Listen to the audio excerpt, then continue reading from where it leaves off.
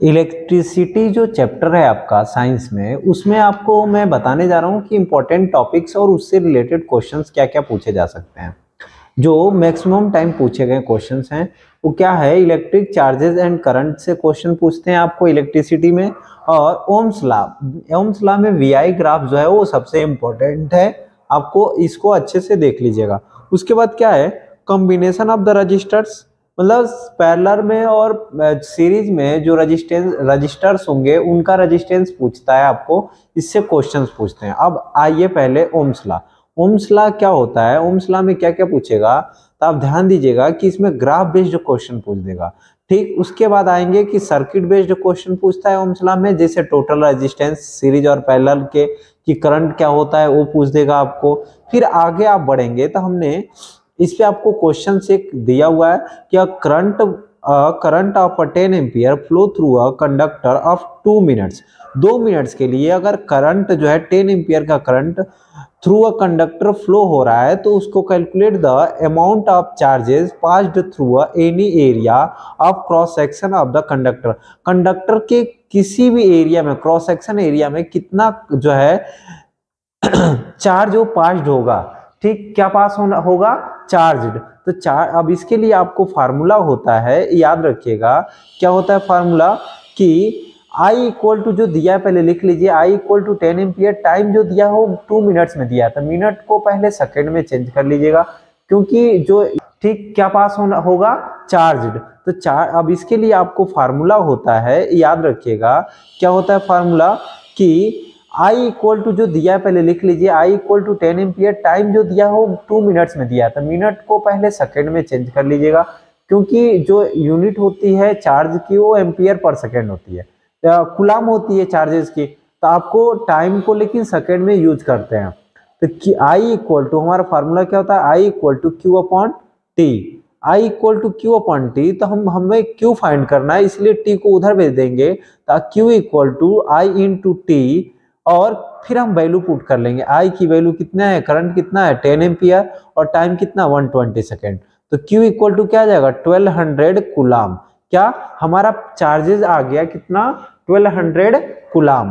फिर हम आगे देखेंगे, इसी का सेकेंड क्वेश्चन जो है वो है कि if the charge of the an electron is 1.6 into 10 power minus 19 coulomb, then the calculate of total number of electrons flowing.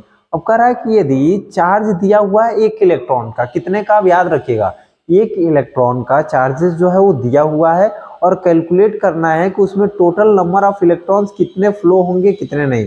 तो उसके लिए भी हमारा फार्मूला जो होता है वो क्या होता है, Q इक्वल टू एन। याद रखिएगा कि जो एक और चार्जेस का फार्मूला होता है Q इक्वल टू एन। अब हमें n फाइंड करना है, क्योंकि number of total electrons find करना है, तो n इक्वल टू क्या हो जाएगा, Q अपॉन ई को हम उधर भेज देंगे तो n फाइंड करेंगे। फिर हमें Q की जगह पे 1 आप देखेंगे 1 पुट किया गया है, आप यहाँ पे कंफ्यूज हो जाओगे, क्योंकि बेटा इसमें ना Q की जगह पे हमें 1200 कूलम नहीं पुट करना है, क्योंकि यहाँ पे देखोगे तो कितने इलेक्ट्रॉन का चार्जेस दिया गया है, तो वो ये जो चार्जेस हैं वो 1 इलेक्ट्रॉन के चार्जेस हैं, कितने 1.6 इंटू 10 पावर माइनस 19 कूलम। तो अब अपने को जो Q की जगह पे क्या पुट करना है, 1 पुट करना है, इसलिए, और हमें पुट करके फिर हम सॉल्व करेंगे। हम माइनस का 19 है 10 पावर, ये मल्टीप्लाई में है 1.6 से, तो इसको हम ऊपर लेके जाएंगे तो पॉजिटिव में हो जाता है। आप इतना अगर मैथमेटिक्स पढ़े हैं तो आपको याद होगा। फिर हम 1 अपॉन में 1.6 को डिवाइड कीजिएगा 1.6 से 1 को, तो आएगा क्या आएगा 0.625 इंटू 10 पावर 19। लेकिन आप नीचे आंसर्स देखेंगे ना, तो आंसर्स जो देगा वो देगा 6.25, तो हमें डेसिमल को 1 डिजिट पीछे खिसकाना है, इसीलिए हम यहाँ पे 19 की जगह पे क्या जाएगा 18, और आंसर इसका क्या आएगा 6.25 इंटू 10 पावर 18। ठीक, ये आपका टोटल नंबर ऑफ क्या है, इलेक्ट्रॉन।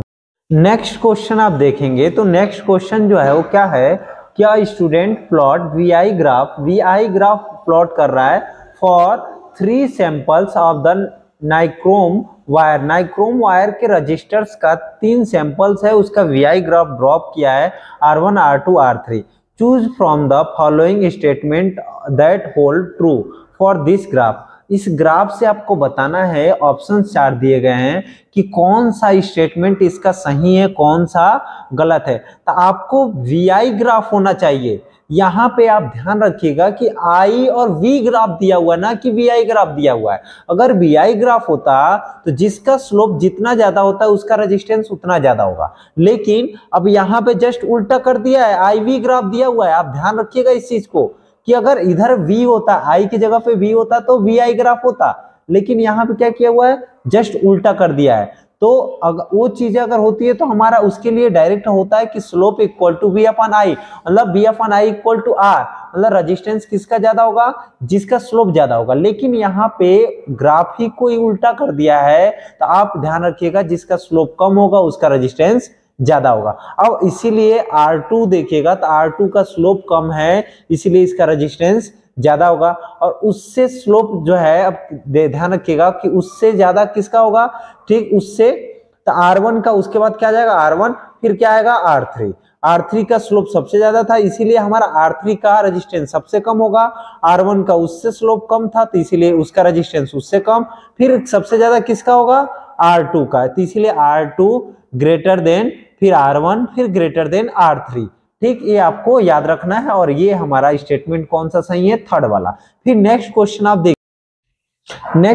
आप देखेंगे तो इसमें 3 रजिस्टर्स हैं, कितने 3 ओम की, for each of the connected to the battery, 3 volt की बैटरी से कनेक्टेड है। ठीक, और तीन ओम के रजिस्टर्स हैं 3, और एक दूसरे से वो कनेक्टेड है। फिगर दिया हुआ है, current draw from the battery, और अपने को कैलकुलेट करना है कि कितना करंट जो है इस बैटरी से जो है फ्लो होगा या ड्रॉ होगा, ये आपको बताना है। अब याद रखिएगा कि अब हमारा दो जो है R2 और R3, फिगर ध्यान से देखिएगा, R2 R3 किस में है, सीरीज में। पहले उनको ऐड करके हम टोटल जो है रेजिस्टेंस इन सीरीज निकाल लिया हूं साइड में, तो R2 प्लस R3 हो जाएगा, क्योंकि सीरीज में है तो उसको हम नॉर्मली ऐड कर लेते हैं। कितना आ जाएगा, टोटल रेजिस्टेंस ऑफ सीरीज कितना आ जाएगा, 6 ओम। फिर हमने फिगर बना लिया है तो 6 ओम और किसके, R1 के साथ पैरेलल में जुड़ जाएगा। किस में जुड़ जाएगा, पैरेलल में। तब पैरेलल का ना टोटल रेजिस्टेंस का फार्मूला अलग होता है, क्या होता है कि इसीलिए मैंने आगे देखिए फिर से लिखा है, 1 upon total resistance of parallel equal to 1/6 plus 1/3। 1 upon क्या हो जाता है, R1 प्लस R2 होता है, तो इसीलिए हम 1/6 प्लस 1/3 किया हूं। फिर एलसीएम लेंगे, एलसीएम हमारा 6 आ जाएगा। 6 से 6 को डिवाइड करेंगे 1 टाइम में, तो 1 का 1 में मल्टीप्लाई करेंगे 1। फिर 3 2 जा 6 होता है, इसीलिए 2 का 1 में मल्टीप्लाई करेंगे तो 2 हो जाएगा। फिर 1 और 2 कितना होता है, 3। 3/6 को काटेंगे तो 1/2 आ जाएगा। और 1/RP इक्वल टू 1/2, तो हम दोनों को क्या करेंगे, उल्टा कर देंगे, तो RP इक्वल टू कितना आ जाएगा, 2 ओम। मतलब टोटल रेजिस्टेंस कितना आ गया, 2 ओम। लेकिन अपने को यहाँ पे टोटल रेजिस्टेंस नहीं पूछा है, करंट पूछा है कि कितना करंट जो है यहाँ से इस बैटरी से फ्लो होगा या जो है ड्रॉ होगा। तो हमें टोटल क्या निकालना है, करंट। तो हमारा देखिए फिर साइड में आपको मैं फार्मूला लिखा हूं कि total voltage equal to total current into total resistance. अब यहां से फार्मूला हमको निकालना क्या है, टोटल करंट। इसीलिए आई टोटल करंट इक्वल टू, हम RT को उधर भेज देंगे लेफ्ट हैंड साइड में, क्या हो जाएगा, नीचे चला जाएगा, टोटल वोल्टेज अपॉन में टोटल रेजिस्टेंस। अब यहाँ पे हम फार्मूला पुट कर लेंगे, टोटल वोल्टेज दिया हुआ है ऑलरेडी 3 वोल्ट का, फिगर में आप ध्यान रखिएगा 3 वोल्ट दिया हुआ है। रेजिस्टेंस हमने कितना निकाला, टोटल रेजिस्टेंस कितना है, 2 ओम। तो हम 3/2 करेंगे तो टोटल करंट कितना आ जाएगा, 1.5 एम्पियर। ये आपका क्वेश्चन हो गया खत्म। और ये 3 मार्क्स के क्वेश्चन आपको ऐसे ही क्वेश्चंस पूछेंगे, याद रखिएगा ध्यान से। ठीक है, आपका कौन सा चैप्टर खत्म हो गया, जो है इलेक्ट्रिसिटी वाला जो चैप्टर है, वो आपको इससे ज्यादा क्वेश्चंस नहीं पूछेंगे।